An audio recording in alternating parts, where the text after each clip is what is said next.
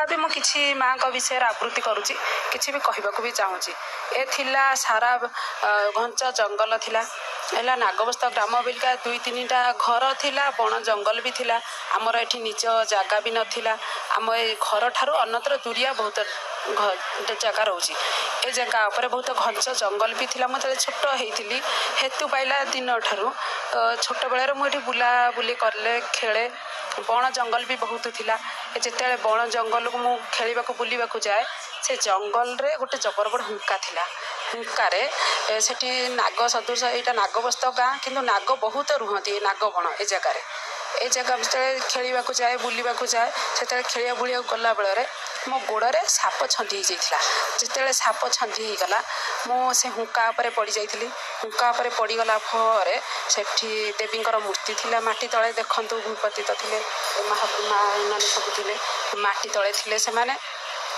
तापर जिते बड़े हुंका उपरे पड़ जाइछि देखंतु एठी मोर भी चिन्ह अच्छे से हुंकार जिते पड़गली त्रिशूल बाजिकी ए जगार मोर खंडिया हो जाइथिला खंडिया होगी सेठू सब रक्त झरवा लगिला मथारू जिते रक्त झरीगला से हुंकारे पड़ा तापर मु भय पाई पलि आसली छोट थी ना जिते भय पाई पलि आसली राति शोची तापर स्वप्नादेश पाइली मु तो से जगार माटी तले अच्छी मते माटी तलू भूपति तलू उद्धार करे उद्धार करके पूजा अर्चना कर मु छोट पिला जानी नथिली मु तापर आसी समस्त जनइली जनला भूमि खोलू हुंका तलू बाहर माँ बाहर तापर देवी शक्ति बाहर माँ खड्ग बाहर तापर हांडीए कौड़िए हांडीए बाहर देवींकर मूर्ति देवींकर विभिन्न प्रकार सरंजाम बाहर तापर पत्थर खोल पंचमुखीर पत्थर बाहर तार 5टा आखि सेटा भी बाहर माटी तापर हुंका मूल गोटे अँला वृक्ष थिला से अँला वृक्ष मूलरू भी गोटे बाहर थिला मणि बाहरी बहुत बड़ मणि बाहर से हूँ दिव्य सप्ताह दिव्य मणि सी मालिका वर्णित पीठ सारा विश्व रे विख्यात तो ये कथा को सब गुप्तर रही आसला जिते बड़े माँ ए पीठर मालिकार लेखा जाइथिला जिते बड़े सब गुप्तर रही कालिया बुतारू सब साधु सन्त मैंने पीठ को आसी था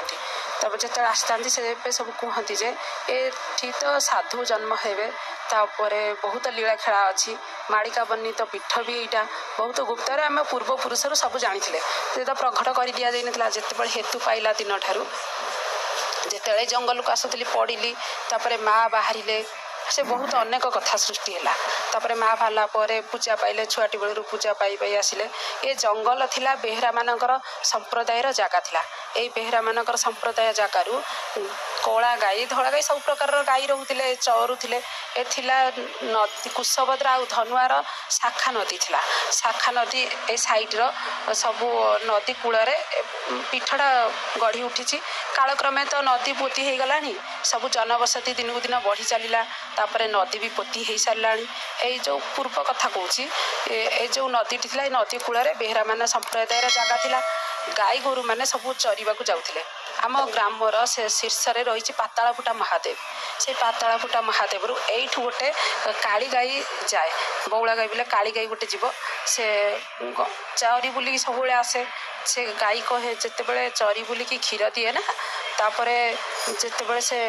जगुआड़ी कहला सब गाई चरी चरिका आसूची एत क्षीर सब जाऊँगी कुआड़े सब जगिला जगी जगी गला बेलू शियाली लता बिलियाती लता शियाली लटा बाघ लटा बोली चारिआडे माड़ी जा भितर गाई पशिज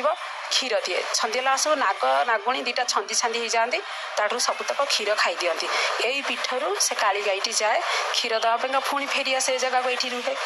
तापर बहुत किंवदंती भी ये जगह रही बहुत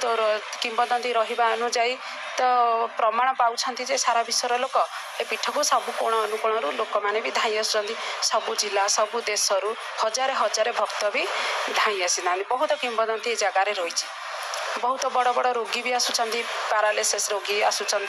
हार्ट डिजीज आसुंच कैंसर किडनी पेसेंट ବହୁତ ବଡ଼ ବଡ଼ ମାରାତ୍ମକ ରୋଗୀ ଯେଉଁ ରୋଗ ଡକ୍ଟର ଫେରେଇ ଦେଉଛି ସେ ରୋଗୀ ବି ଏଠିକି ଆସୁଛନ୍ତି, ଭଲ ହେଇକି ବି ଯାଉଛନ୍ତି। ସାରା ବିଶ୍ୱରେ ବି ବିଖ୍ୟାତ ହୋଇଛି। ଦୁଇ ପାଳିରେ ବି ସେ ଆସୁଛନ୍ତି, ଦୁଇ ପାଳିରେ ଏକାଥରକେ ଆରୋଗ୍ୟ ହେଉଛନ୍ତି। ପୀଠକୁ ଆସୁଛନ୍ତି, ଆରୋଗ୍ୟ ହେଇକି ଯାଉଛନ୍ତି। ଏହାର ରହସ୍ୟ ଗୋଟିଏ କଥା, ଅମାବାସ୍ୟା ପୂର୍ଣ୍ଣିମା ତକ କାଳୀ ପୂଜା ରହିଥାଏ, ଅମାବାସ୍ୟା ପୂର୍ଣ୍ଣିମା ଥକ ରହିଥାଏ। ସେଇ ଥାକରେ ଦେବୀଙ୍କର ଦିବ୍ୟ ସତ୍ତା,